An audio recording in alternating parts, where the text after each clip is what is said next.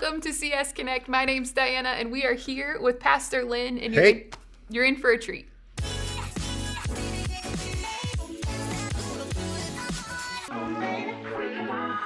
So Pastor Lynn, this weekend, you talked to us about building our faith muscles. I think we all want to know, how have you been building your real muscles during this stay-at-home time? The only muscle I've been building during stay-at-home is right here. Lots of good food. Little hard to exercise right now. So You're not doing the 10 push-up challenge? No. Maybe the 2 push-up challenge. There we go. Hey, one of the questions, we talked about the story in Mark where Jesus calls the disciples out onto the water. Give us a quick recap of what you said, and then we've got some questions. Yeah, I just think the story is really intriguing, partly because Jesus actually invites them to go on that boat ride. And knowing that Jesus knew what was coming, there was a reason, there was an intent in taking them on the lake that day. And the basic idea was he was going to teach them a lesson about faith. And the basic thing that he wanted them to know was, hey, if you believe and understand who I am and that I'm with you, then whatever the circumstances are that you're facing in life, you're okay, because I am always bigger and stronger than those circumstances. I thought it was interesting in the story, the disciples ask all the wrong questions as they're doing it. They have a hard time processing that moment. And I just thought it was so applicable to us, because when you and I get into the storms of life, I think we lean a lot more, we try to solve it ourselves. We forget that the God we serve is still in control when the waves are coming over. So I just thought, especially right now, it was a great story to talk about. One of the questions I think some of the folks tuning in would have is, does every single storm that we find ourselves in, did Jesus want us to be in every single hardship, every single storm that we found ourselves in? Yeah. What do you say to that? And I think the easy answer is no. No, right? I mean, we live in a broken and a fallen world.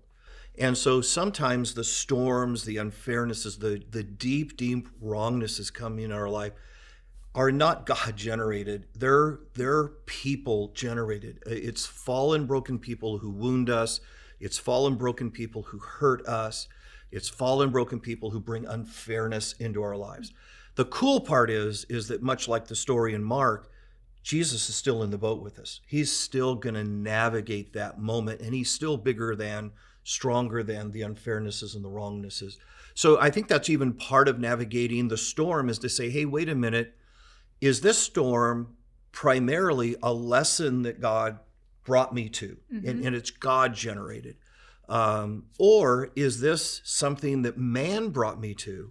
And God is still going to teach me things, right? He's still, but the reality is, this wasn't God's plan, although God can make it into something that's pretty amazing. That's so significant. So the story in Mark, you're saying, yep, Jesus brought them into that storm to teach them a lesson. Yeah. But God's so good that there are storms that really come about because of brokenness in other people, but Jesus doesn't leave us in those. He meets us in those too. Right. And I think that's important, for us to know. And I think it's one of the reasons why sometimes God invites us, Jesus invites us into a storm, is that he knows there's going to be other storms, right?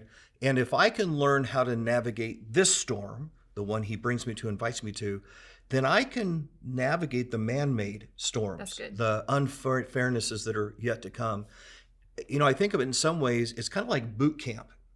Boot camp isn't the same as being out on the battlefield. And yet boot camp is designed to get you ready to be able to survive that, to live through that. And that's a little bit about what God does, I think, when he invites us into his storms.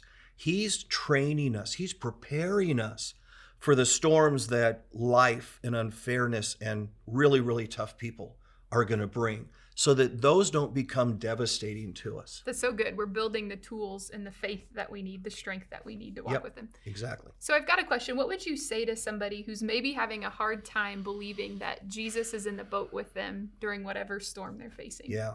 I love that this question got asked, because you and I even talked a little bit about it, and I just didn't have time in the message to unpack it. But I love the fact that, you realize the disciples kind of failed the lesson that day, right? And yet Jesus in his patience doesn't throw them away. The reality is he's going to invite them to some other adventures, some other moments to keep developing that faith He didn't muscle. throw him off the boat. Exactly. And he didn't get off the boat and walk away, which he could have done, Right. right? And just left him in the storm. So I appreciate that. And so if you're somebody who says, hey, I know I've faced one of these storms and I know I didn't live it to the way that I should have, I didn't respond how I could have, you just need to know God didn't throw you away. You know, God is still there. He's still working on that lesson.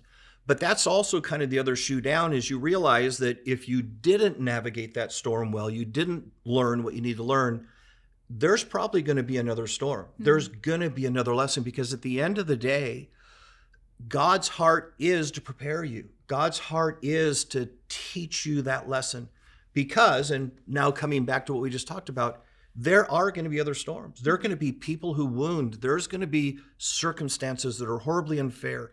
And if you haven't learned how to navigate that moment with faith and dependence on God, those things have the potential to destroy us. So the reality is, the storms, the preparation, those are lessons we have to learn if we're going to navigate a broken, unfair, harsh world that we're in. And it's actually loving on Christ's part to say, I will not give up on the lesson. I won't stop until you're ready for what you're going to face in life. Because they're vital. They're vital. You'll end up in a ditch if you don't learn that lesson.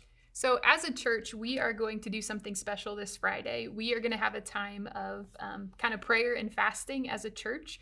Could you talk a little bit about kind of what that is and how we can be preparing for that? Yeah. So part of where we landed on the conversation on Sunday was just to say, hey, what does it mean to make Jesus my plan A?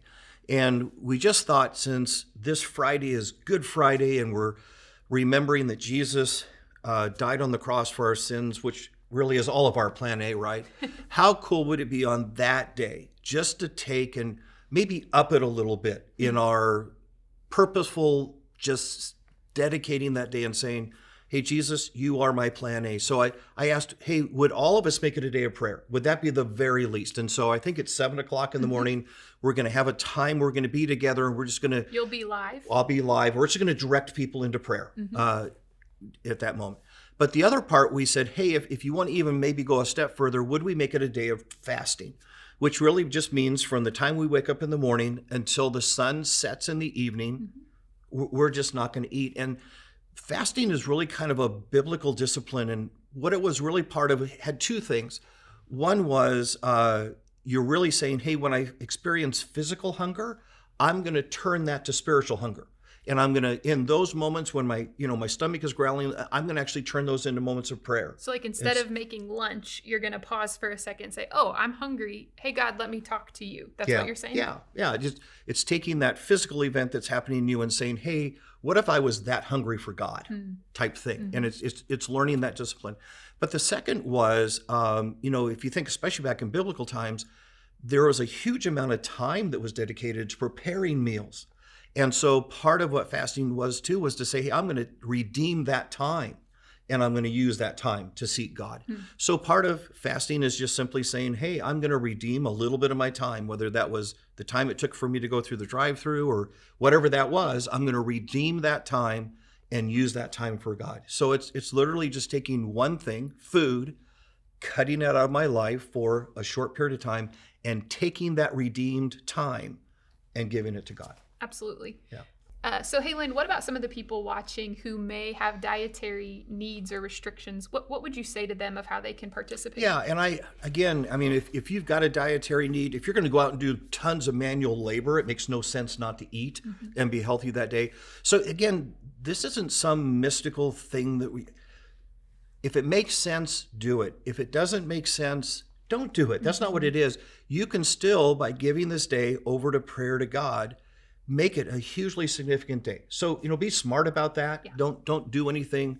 If I was going to go out and dig ditches that day, I'd be eating. I guarantee you. If you have medicine that you have to take with food, absolutely. take your food. So again, the point is, let's set aside a day, whether that's prayer and fasting or prayer, but let's set aside a day in which we purposely focus on Jesus Christ and say to him, hey, you know what? We're telling you by this focus that we're doing, you are plan A. Yeah. That's so good. So, hey, thanks for tuning in today. We hope that you will join us on this Friday at 7 a.m. and again at 7 p.m., 2 different services, 2 different programs. And we would love to have you tune in and just give your attention over to God on Friday. Thank you for tuning in.